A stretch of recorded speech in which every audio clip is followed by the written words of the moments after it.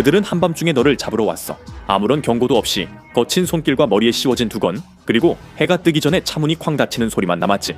이제 넌 그저 시스템 속의 숫자일 뿐이야. 22호 수용소의 죄수. 오늘 인포그래픽스 쇼에서는 북한에서 가장 악명 높은 강제 수용소의 어두운 비밀을 밝혀냅니다. 여러분은 북한의 가혹한 사법 체계를 잘 아실 겁니다. 당신은 예전에 중앙정부 감사관이었고 주체의 사상 하에 있었습니다. 불충보다 큰 범죄는 없습니다. 김씨 정권에 맞서면 혼자 책임지지 않습니다. 그들의 온 가족이 70년 넘게 통치한 왕조의 안보 위협으로 낙인 찍힙니다. 북한은 이런 배신을 절대 용납하지 않습니다. 그래서 당신은 항상 사생활과 직장 모두 조심해 왔습니다.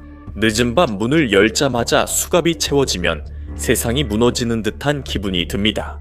어떻게 이런 일이 일어났는지 전혀 알 수가 없습니다. 분명히 신원착오일 거라고 생각하고 체포팀 중에 아는 동료가 있다는 사실에 안도합니다.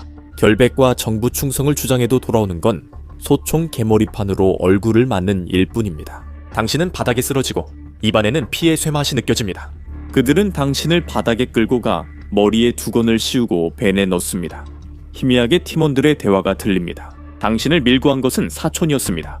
그는 북한에서 금지된 서양 미디어를 불법 다운로드하다 적발됐습니다. 그것만으로도 당신의 온 가족이 적으로 분류되기에 충분하며 당신은 자신이 어디로 끌려가는지 정확히 알고 있습니다.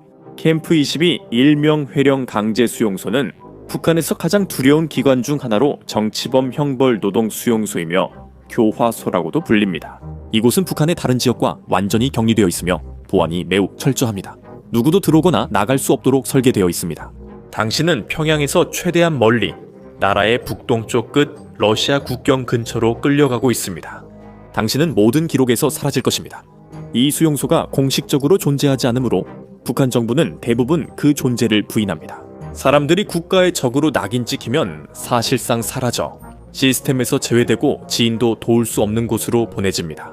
이 수용소는 김일성과 김정일이 설립해 50년 가까이 운영됐습니다. 이곳은 북한 다른 지역과 멀리 떨어져 근무가 힘들고 외롭습니다. 1000명 이상 이곳에 배치되어 거주합니다. 근무 중 그들 역시 죄수처럼 분노를 주저히 없이 당신에게 쏟아냅니다. 벤에서 내릴 때 요원들이 소리치며 소총을 겨눕니다. 당신은 간절하게 주위를 둘러보며 가족 중 누군가가 여기 있기를 바라지만 아무도 보이지 않고 오직 다른 죄수들만이 똑같이 두려움에 떨고 있을 뿐입니다. 경비원들은 머뭇거리는 사람을 밀치고 때립니다.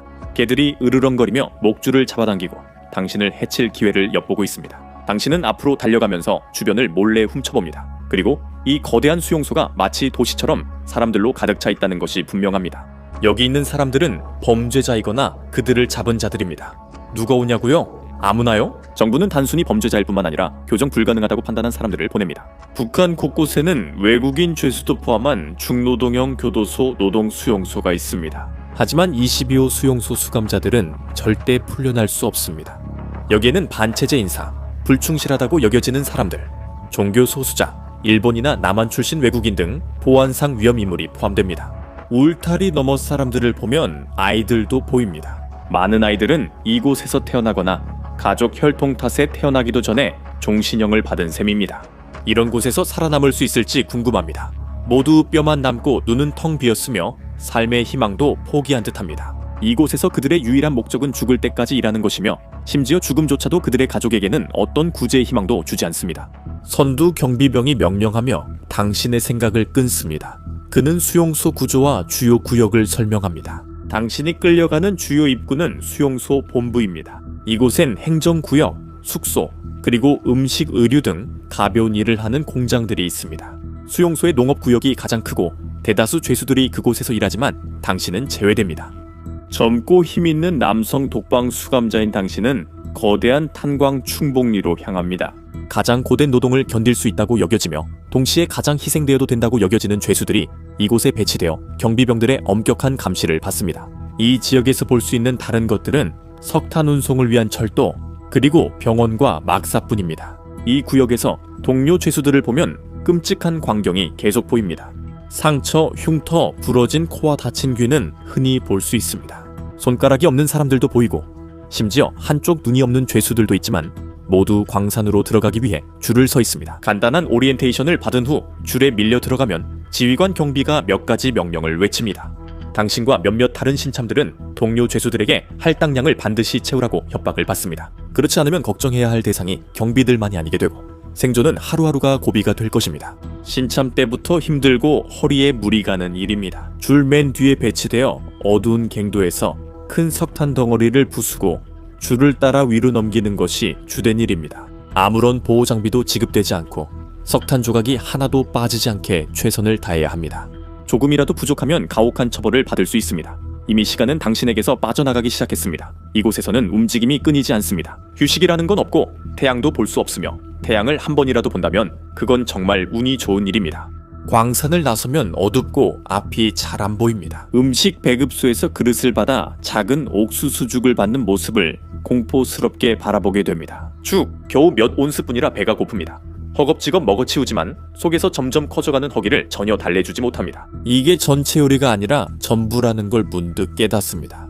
이걸로는 오래 살 수 없다는 건 확실하고 다른 사람들이 어떻게 버티는지는 모르지만 곧 알게 될 겁니다. 막사는 최소한만 갖춰 2층 침대와 기본 침구만 있습니다. 공용 화장실만 사용할 수 있고 여기서도 냄새가 납니다. 불이 꺼지고 경비원이 떠나자 바스락거리는 소리가 납니다. 이웃들이 밖에 나가 곧 사냥 중임이 분명해집니다. 그들은 초원을 뒤지며 도마뱀, 쥐, 개구리, 곤충 등 생명체 흔적을 찾습니다. 어떤 사람들은 잡은 동물을 나중을 위해 비축하고 다른 사람들은 끔찍하게도 방금 죽인 동물을 바로 먹습니다. 이 모든 것이 당신에게는 너무 낯설고 야만적으로 보이지만 원하든 원하지 않든 곧 익숙해질 것입니다. 캠프에서 몇 주 지나면 모든 게 익숙해집니다. 해 뜨자마자 깨워져 옥수수 가루 죽을 받고 바로 광산에서 일합니다. 손에는 굳은 살이 박이고 배는 점점 무거워지며 광산 수레에 눌린 손가락은 아직도 잘 구부러지지 않습니다. 하지만 열심히 일하고 규칙을 잘 지키며 동료 죄수들에게서 배우면서 사냥에도 어느 정도 익숙해졌습니다. 특히 개구리를 잡는 것이 쉽다는 걸 알게 되었고 한밤중에 손수 만든 불로 몰래 삶아 먹을 수 있습니다.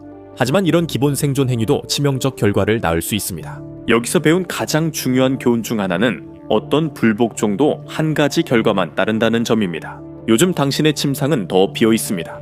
일주일 전 동료가 대낮에 쥐를 잡다 그런 일이 있었기 때문입니다. 그는 경비병들에게 발각되어 끌려가 캠프 저편 끝에 있는 처형장으로 데려가졌습니다. 거기서 돌아온 사람은 없고 음식 절도는 사형에 해당하는 중죄입니다. 매일 주어지는 소량의 죽으로는 도저히 살아남을 수 없다는 사실도 중요하지 않고 야생동물이 자연적으로 존재한다는 것도 중요하지 않습니다. 중요한 것은 오직 수용소의 의지뿐입니다. 수감자들은 규칙 위반 경고를 위해 종종 처형장 앞을 지나갑니다. 고된 노동에서 잠시나마 쉴 수 있는 유일한 순간이 있습니다. 매일 말이죠. 새벽부터 해가 지고 나서도 일하지만 자기 전엔 그곳에 끌려갑니다. 이곳에서 허용된 교양 활동은 문화 재교육과 자기 비판 세션입니다. 이 공동 서비스는 자신의 당 잘못을 평가해 공개적으로 선언해야 합니다. 연설은 모범이 되는 충성스러운 당원들이 합니다. 당신은 사촌이 당신을 파멸시킨 부패에 빠지지 않도록 가족을 더 잘 돌볼 수 있었음을 인정합니다.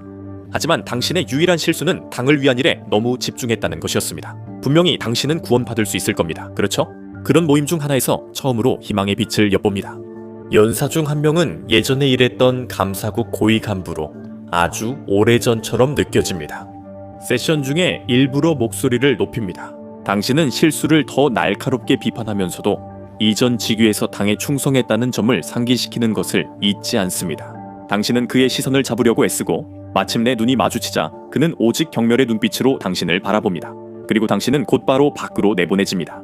경비병들은 당신을 막사로 거칠게 데려갑니다. 이곳 죄수들은 희망도 명단에서 벗어날 방법도 없습니다. 이 감옥에 대해 알면 알수록 당신은 어쩌면 이곳에 있을 만한 자격이 있다고 느끼게 됩니다. 범죄자와 연관이 아니라 처음부터 이 수용소로 사람들을 보내는 데 관여했다는 점 때문입니다. 매일 새로운 공포를 겪습니다. 6살 어린아이들이 들판에서 부모님이 수확한 농산물을 손질하는 힘든 일을 합니다. 광산에서 당신 옆에 줄을 서 있는 노인들을 보게 됩니다. 그들은 당신만큼이나 힘들게 일하고 있습니다. 한 분은 광산에서 쓰러지기도 했습니다. 최근 한 분이 심장마비로 돌아가셨을 때 시신을 둔 채 계속 일하라는 지시를 받았습니다. 이 수용소 인원은 정확히 알 수 없지만 약 5만 명에 달할 것 같습니다. 이곳은 수용소보다 도시 같고 이 거대한 단지는 거의 모두를 비슷하게 학대하는 것 같습니다. 한 가지 예외가 있는데 가족과 함께 온 사람들은 약간의 특권이 허용됩니다. 오랜 기간 동안 모범적인 행동을 보이면 그들은 함께 공동주택에서 살 수 있는 허락을 받을 수도 있습니다. 하지만 여기서는 당신이 혼자입니다. 광산에서 함께 일하는 동료 중 한 명이 램프를 떨어뜨리면서 불길이 일어나고 갱도의 뒤쪽 근처에서 갱도가 불덩거리로 변합니다. 당신은 수년 만에 이 수용소에서 발생한 최악의 참사 중 하나에서 간신히 탈출한 몇 안 되는 사람 중 한 명입니다. 갱도가 봉쇄되면 남은 사람들은 생존 가능성이 없어집니다. 생존자들은 실패했다는 이유로 곧바로 구타를 당하지만 화상과 연기 흡입으로 인한 타는 듯한 고통에 비하면 그 구타는 거의 느껴지지도 않습니다. 당신은 부상을 입었지만 여전히 노동자였습니다. 광산병원은 드물게 가며 치료는 매우 고통스럽고 최소한입니다. 목표는 당신이 일터로 복귀할 수 있을 정도로만 상태를 안정시키는 것입니다. 다행히 부상은 대부분 표면적입니다. 그들이 화상 부위에 알코올을 바를 때 비명을 지르지만 감염 위험을 줄이기 위한 것입니다. 감염은 빠른 사망 원인 중 하나입니다. 이 수용소는 고통이 너무 심해 거의 느껴지지 않습니다. 수용소의 오래된 죄수인 노가노사가 당신 귀에 속삭입니다. 네, 어머니가 널 찾고 있어. 그럴 가능성이 있다는 건 알고 있었습니다. 어차피 가족 모두가 체포됐을 테니까요. 아버지는 몇 년 전에 돌아가셨지만 어머니는 여전히 농장 구역 중 한 곳으로 끌려가 바티를 하고 계실 가능성이 높았습니다. 이 노동자는 당신과 대화하는 것만으로도 모든 것을 걸고 있으니 이 기회를 꼭 잡아야 합니다. 당신 가족은 평양에서 높은 지위에 있었고 분명히 벗어날 방법이 있을 것입니다. 가족들과 다시 만날 수 있고 결백을 관리자들에게 설득할 수도 있습니다. 여기서 중요한 것은 많지 않지만 당신도 하나는 알죠. 다만 그 대가로 영혼을 잃을 수 있습니다. 이곳에서 죄수들의 유일한 화폐는 말이고 간수들은 비행 증거에만 관심이 있습니다. 여기는 약육강식의 악명 높은 수용소로 사람들은 생존을 위해 조심스럽게 모든 것을 모읍니다. 당신도 그들을 주의 깊게 지켜보고 있었죠. 그들이 규칙을 어기면 경비에게 몰래 알릴 수 있습니다. 당신만 그런 건 아닙니다. 알겠습니까? 여기서는 고자질이 일상입니다. 사람들은 필사적으로 경비들의 환심을 사려고 하거나 아니면 단순히 경쟁자를 줄이려고 하죠. 생존의 기본적인 것들을 위해서요. 시간이 좀 걸리긴 하지만 효과가 있습니다. 한 달이 더 지나고 나서 새로운 죄수들이 또 들어옵니다. 일할 수 있게 되자마자 다시 광산으로 돌아갔고 점점 더 아파지는 게 느껴졌습니다. 그런데 어느 날 줄에서 불려나와 수송차로 끌려가게 됩니다. 동료 죄수들의 분노 어린 눈빛이 느껴집니다. 그들이 당신이 한 일을 아는 건지 아니면 당신의 탈출 가능성을 질투하는 건지 궁금합니다. 하지만 차량에 밀려 들어가면서 이것이 정말 탈출인지조차 알 수 없다는 사실을 깨닫게 됩니다. 당신은 설명이나 항소 없이 죽음에 끌려갈 수 있으며 운명은 곧 바뀌고 아무것도 당신이 결정할 수 없습니다. 당신은 수용소 부지에 있는 수많은 대형 형벌 농장 식민지 중 한 곳으로 이송됩니다. 이것은 동료 죄수들을 배신하고 충성한 것에 대한 보상일 수 있습니다. 하지만 잠깐만 봐도 이곳이 안식처가 아님을 알 수 있습니다. 노동시간은 길고 죄수들은 여전히 약하고 배고픕니다. 주변에 더 많은 여성과 아이들이 있지만 작은 아이들만 봐도 지금까지 배운 모든 게 다시 의심됩니다. 하지만 이것은 답에 더 가까워진 것이며 이제 새로운 일상을 견뎌내야 합니다.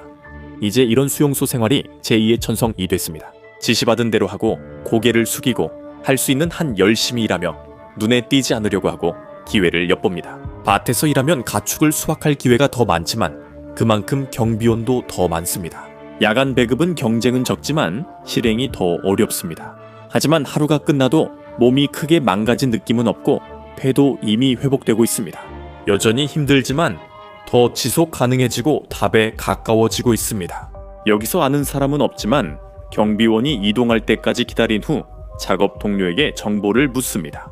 세 사람 근처에서 여러 번 시도해 결국 원하는 정보를 얻습니다. 당신의 어머니는 바로 옆 구역에서 같은 종류의 농업일을 하고 계십니다. 그분은 아직 살아계셔서 연락하실 수 있을 것 같습니다.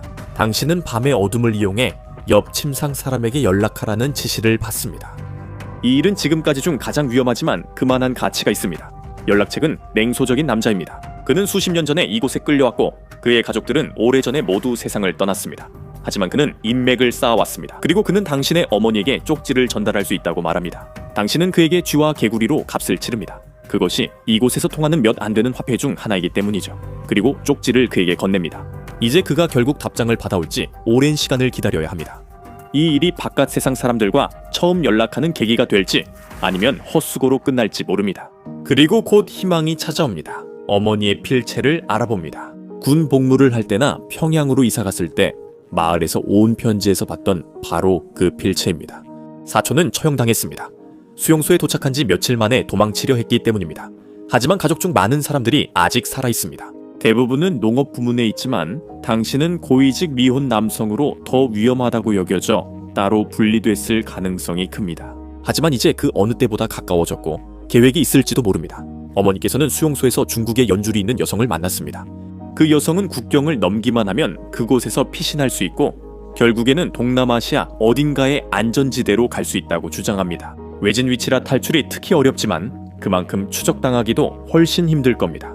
여기 머무르며 처음 희망이 생겼지만 이제 나갈 방법을 찾아야 합니다. 첫 번째 단계는 당신이 있는 농장 캠프 구역에서 그녀가 있는 곳으로 이동하는 것입니다. 쉽지 않을 것이고 매 순간마다 죽음이 도사리고 있습니다. 탈출을 시도하기 좋은 때는 많은 죄수들이 먹이를 찾는 밤입니다. 당신은 이 틈을 이용해 사초풀 사이를 기어갑니다. 고통스럽고 역겹지만 이런 건 이제 새삼스러운 일이 아닙니다. 땅에 엎드려 있으면 풀숲의 쥐로 오해받을 수 있습니다. 탈출 시도 죄수보다 훨씬 흔하니까요. 다음 수용소까지 거리가 꽤 되고 어머니께서 막사로 가는 길을 정확히 알려주셨습니다. 결정적 순간이 왔고 오랜 시간이 지나 곧 다시 만납니다. 도착하자마자 어머니께서 당신을 꼭 안아주시지만 대화할 시간은 몇 분밖에 없습니다. 어머니는 수용소 근처 기차 시간을 꼼꼼히 재셨다고 하셨고 저도 그걸 잘 알고 있습니다. 그 기차는 당신이 몇 달간 캔 석탄 운반에 자주 쓰입니다. 기차가 이 지역에서 잠시 멈추는 지점이 있는데 그때 화물칸에 올라타서 탈 수 있습니다. 종착역에 도착하면 내려 도보로 이동하세요. 이 계획은 위험하고 실패 확률도 높지만 당신에게는 이 방법만 남았습니다. 가족에게도 유일한 기회일 수 있습니다. 근처 침상에서 가족 몇 명을 더 데려옵니다. 공동주택에서 어머니와 함께 지내던 여동생은 당신과 다시 만난 이후로 한마디도 하지 않았습니다. 어머니가 기차로 당신을 이끌고 곧 기차가 멈추는 걸 볼 것입니다. 비좁은 화물칸에 들어서자 몇몇 가족이 목숨을 걸고 숨어 있습니다. 기차가 다시 움직입니다. 기차가 몇 시간 동안 멈추지 않고 달려 종착역까지 순조롭게 갈 것 같았지만 오늘은 일찍 멈추고 있습니다. 잠깐 고장을 기대하지만 그 희망은 금세 깨집니다. 한국어 외침이 들리고 군인들이 총을 들고 문을 열어젖힙니다. 그들은 당신을 기다리고 있었습니다. 그들이 어떻게 찾았는진 영원히 모를 거예요. 당신이 방심했나요? 당신의 정보원이 당신을 밀고 한 걸까요? 아니면 가족 중 누군가가 관대한 처분을 바라고 당신을 배신한 걸까요? 당신이 확실히 아는 유일한 것은 많은 사람들이 뼈저리게 배운 그 사실입니다. 22호 수용소에서는 결코 탈출할 수 없다는 것입니다. 이제 북한 수용소에서 탈출한 유일한 사람 영상이나 이 영상을 시청하세요.